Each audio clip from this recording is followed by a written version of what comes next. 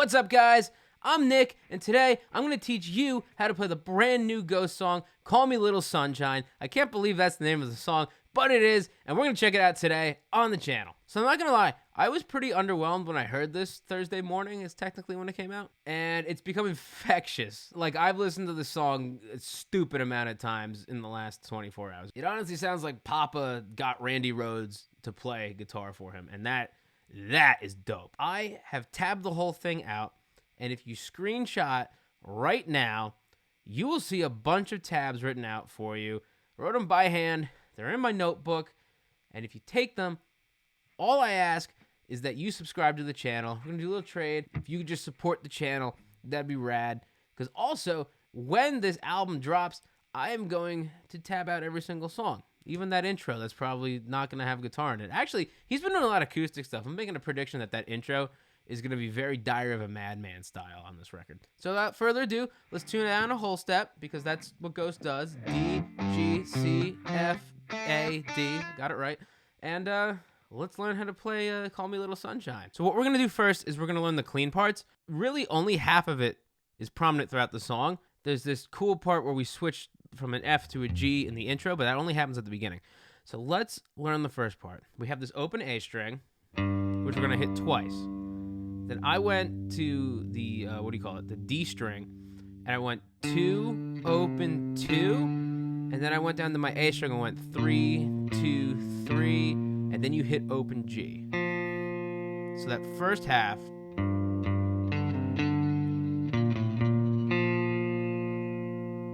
the second part to that is we go down to our low E string, where we're going to play 3, 5, 3 on A, back to 5 on D, and then you can play 5 on the A string. I've seen some people cover it, and they're hitting open D. I like playing that 5th fret on the A string. The main part of this verse and clean part is this.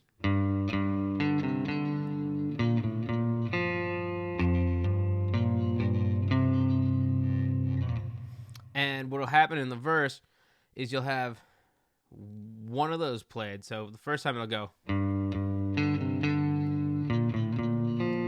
call out in the middle of the night.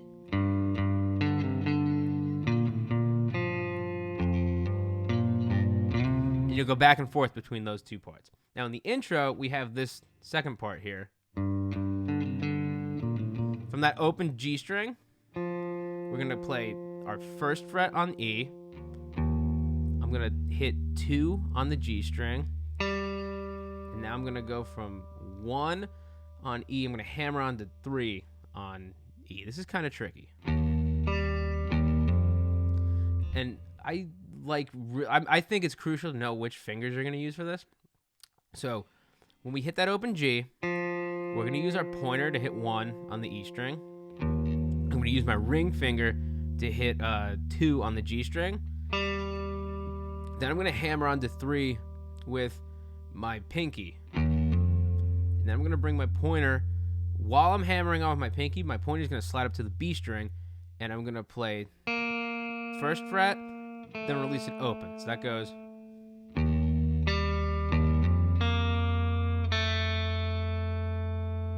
So the whole part is going to go.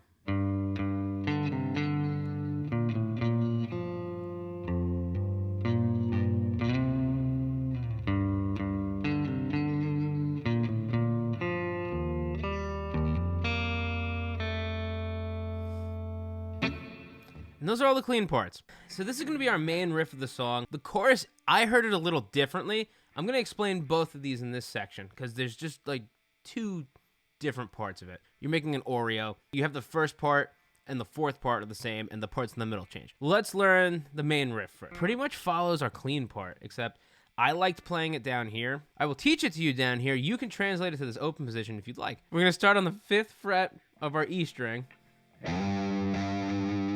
And then I have 7, 5, 7, and then 3, 7, 3, up to 5 on D. Then I'm going to bring my pointer finger down and play 3, 5 on the E string. Single note of 3 with my ring finger. I'm going to go back to 5 on E.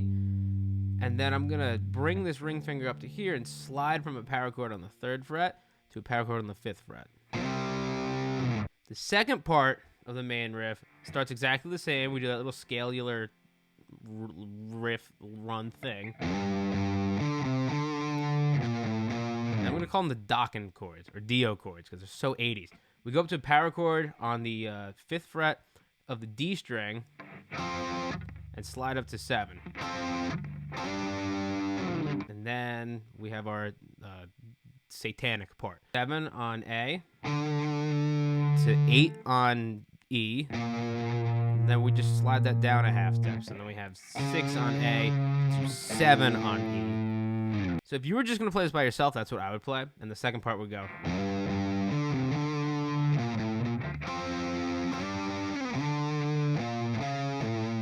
If you're a 2-guitar band, ensemble, or whatever you want to call it, a duet, and you want to harmonize that, you can go down and play the harmony, which is going to be the 3rd fret of the A string to the 5th fret of the E string. And again, slide that down a half step so you got 2 and 4. So that would go.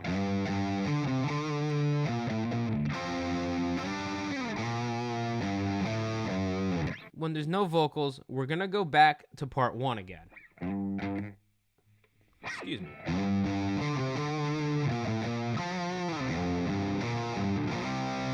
And then to finish it off, we start with that scale pattern again. F power chord 2 times. Slide up to a C power chord, so 8th fret, 3rd fret, G power chord. So F, F, C, G. And then we have a Randy Rhoads lick at the beginning because it sounds like Randy Rhoads.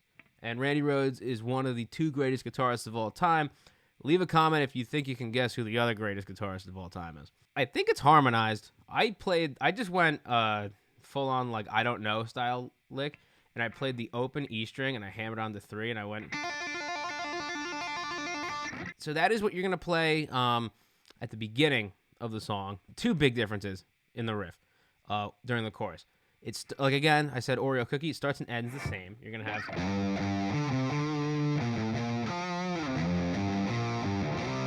Start it, but then those Dokken chords that I referred to, I think they change. Because I heard this motion up here. I heard something going on with that like raised E to F. Could have been. Very well could have been that, but I played it up here because, I don't know, I thought it sounded cool. And then you go back to your satanic demonic part. You're going to put your pointer finger on the 8th fret of the B string and your middle finger on the 9th fret of the G string and play that. Then you're going to take your ring and your pinky and play 10 on G and B. And we call that a double stop. And if you're like my neighbor Barry, you play those a lot because you play blues. You drink booze and play blues. Drink booze and play blues. That's what I'm trying. You don't care about that. You want to hear the songs. That's. Then you go. The other key difference is the 3rd repetition in the chorus. We go up to a power chord on the 10th fret of the A string. 1, 2, 3, down to the 5th fret. And then.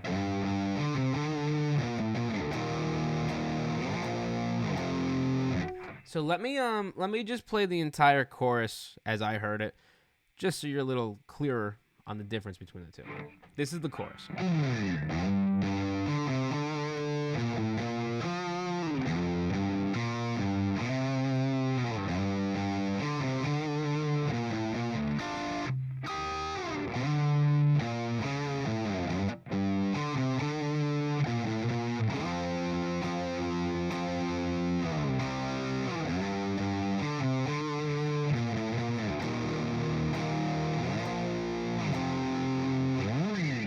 There's the pre-chorus, which is pretty simple. It's all power chords. We're going to go to our F power chord, 1st fret of the E string, play it twice.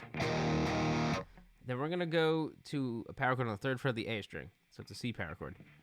1, 2, 3, 4, 5. And then we go to a G power chord twice. Then we're going to slide. It's really crucial we get that slide in there. Those slides are important, but after that G power chord, I played an E power chord on the 2nd fret of the D string to an open A power chord. And then we go back to our C.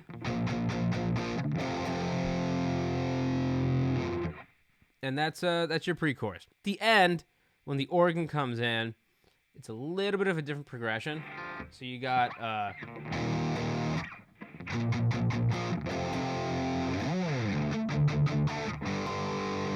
the first time you go to that C, instead of going back to G, you go to A. And then you chug on the C chord. Which I missed in my cover, actually. But after listening to it on loop, I've heard that that's in there. And then the second time you do it, hit E. And that's going to bring you back to your chorus riff. That is the pre-chorus. I want to go over the second Randy Rhoads riff. It comes after the first chorus. And you're going to basically... what I heard was these, like, fourths. These double stops again. You're gonna go from 5 to 7. Then what I did is I barred the 7th fret from D to B, so this was all covered. And then I used my pinky to hit 10 the first time. I used my middle finger to hit 8, and then I went just to the bar. And that sounds like this. Very Randy Rhoads sounding. Okay, I guess all that's left is the solo. As far as solos goes, this is not terribly hard, but it sounds really cool, and there's a harmony in it, which makes it even cooler. Start on the 12th fret of the D string, and use your ring finger. 1, 2, 3 to 10 4 times. G string and play 10, 9. Then we're gonna go 13, 12 on B, 12 on G, 14 on D, 14 again, 12 on G, back to 14 on D, 12 on G, 14 on G. So that whole first part of the solo.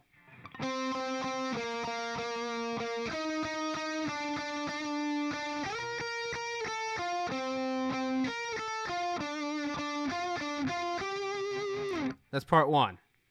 We're going to play pretty much that again, so keep that in your brain. Part 2 is going to go 14 on G, up to whatever that note is, 12 on B, back to 14 on G, 12, 13.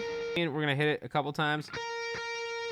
12, 14, 12 on G. Then we have the fast run, which is just your A minor scale. So let's start on the 12th fret of the A string, and we're going to go 12, 14, 15, 12, 14, 15, 12, 14, 16. We're going to break the pattern here. 12, 13, 15 on E, and then we're going to hit 15 on B. Kind of sounds like the Macabre. That's going to go. So far the whole solo is.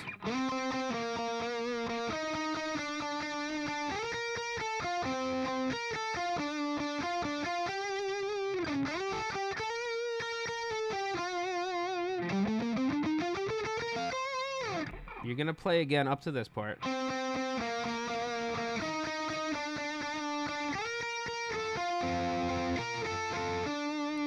And then on the way back up, literally the last lick of part 1, you go same as you did, but instead of going back to G and going to this A again, you're going to hit this B on the 12th fret of the B string, because that's why it's the B string. Technically it's an A because we're down a whole step. It'll go like this.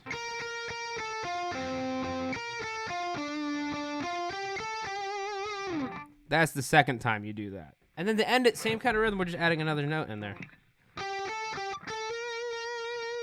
So that's the same. We go back to that 15 on the G on the E string. Hit 15 on B. Hit 13 on B. 12 on B is your landing note, and you can like wiggle it by vibrato. Vibrato is what I meant to say. And then you can go to the G string, and you can go 12, 14, 12. just in case that was way too much talking for you, let me just play the whole main solo slowly.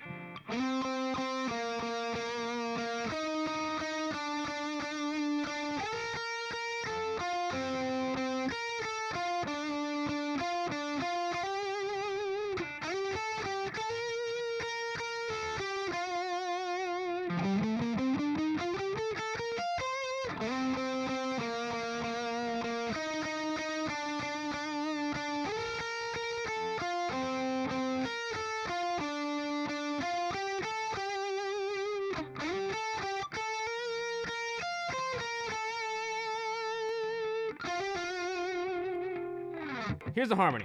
So it's going to go 10, 10, 10, 9, 9, 9, 12, 14, 14, 14, 12, 12, 12 on the G string.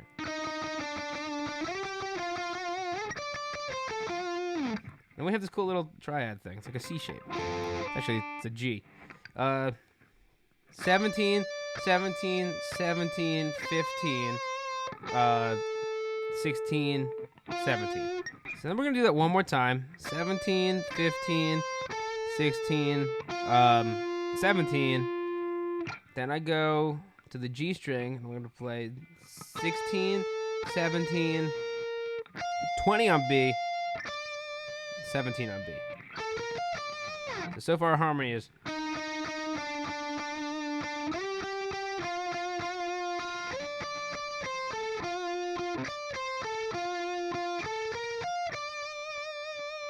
Then I'm going to go 17, 18, 17, 18, 20.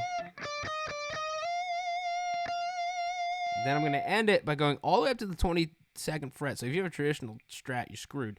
But if you don't, you can play the solo. And you're going to go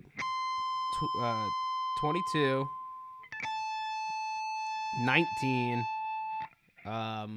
what note is that? 20. I'm going to go to 16 on the G string. So your whole harmony is going to go.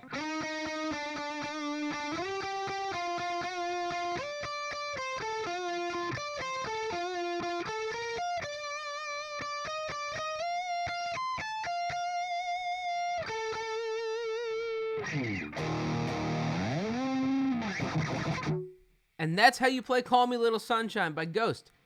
I hope you guys enjoy playing it. It's really fun to play. I've been playing this riff. I mean, it's only been out for 48 hours, less than that.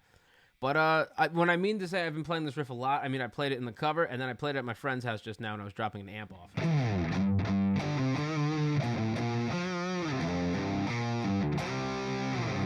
Very cool riff. Yeah, if you learned something, if you want to learn more Ghost stuff, if you want to see more Ghost content, you know my channel. There's too much Ghost content, and that's not a bad thing.